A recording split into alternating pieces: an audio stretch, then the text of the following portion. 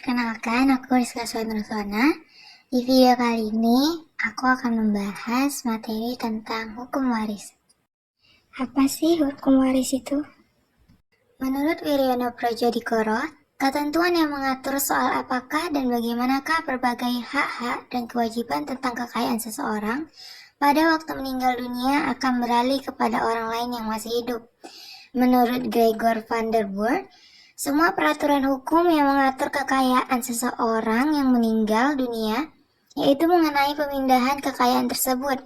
Akibatnya, bagi yang memperoleh baik dalam hubungan antar mereka maupun dengan pihak ketiga.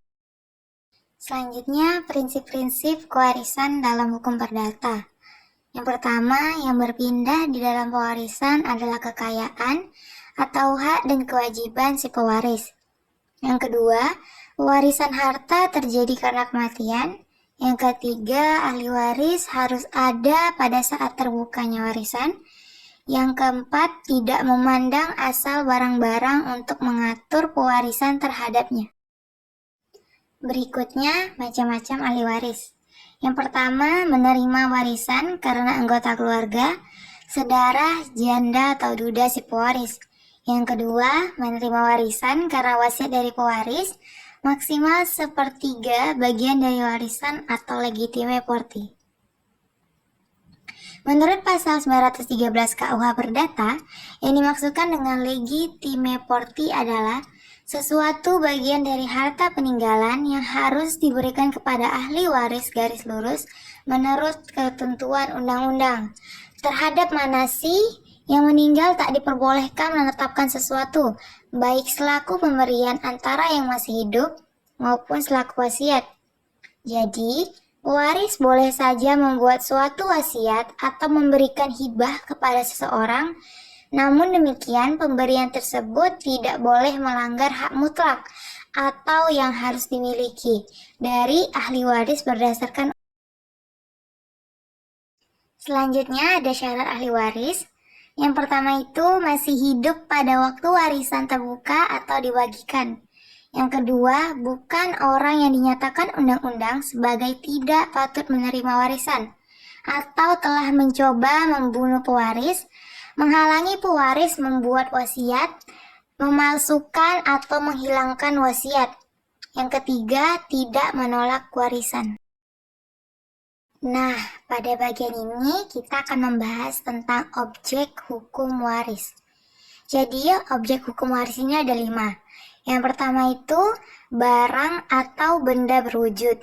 Yang kedua, tagihan atau lunasan. Yang ketiga, penerimaan, pendapatan atau penghasilan, yaitu jaminan pensiun, asuransi, honorarium, penghasilan tertentu yang dapat diterima atau diteruskan kepada ahli waris. Yang keempat, gelar atau kedudukan atau hukum adat. Yang kelima, objek imaterial atau hak cipta. Berikutnya, kita akan membahas tentang cara mewaris. Cara mewaris terbagi menjadi 2. Yang pertama, mewaris berdasarkan undang-undang. Yang kedua, mewaris berdasarkan surat wasiat. Yang pertama, mewaris berdasarkan undang-undang. Mewaris berdasarkan undang-undang disebut juga mewaris ab intestato, sedangkan ahli warisnya disebut ab instat.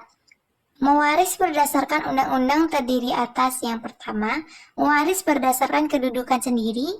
Yang kedua, mewaris berdasarkan penggantian tempat atau hanya karena kematian dengan syarat. Pertama, orang yang digantikan harus meninggal dunia lebih dahulu dari si pewaris.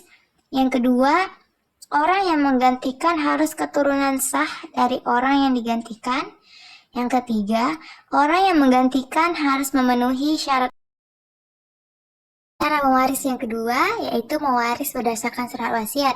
Dalam jalur ini terdapat pernyataan seseorang tentang apa yang dikehendakinya setelah ia meninggal dunia suatu saat nanti yang oleh si pembuatnya dapat diubah atau dicabut kembali selama ia masih hidup sesuai dengan KUH Perdata pasal 992. Cara pembatalannya harus dengan wasiat baru atau dilakukan dengan notaris.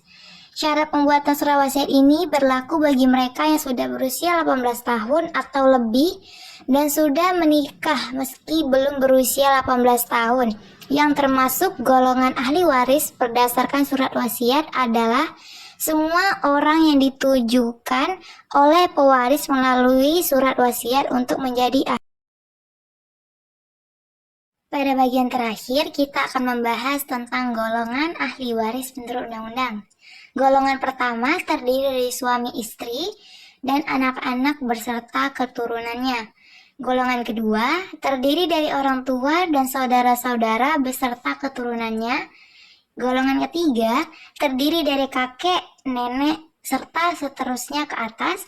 Golongan keempat terdiri dari keluarga dalam garis menyamping yang lebih jauh, termasuk saudara-saudara ahli waris golongan 3 beserta keturunannya.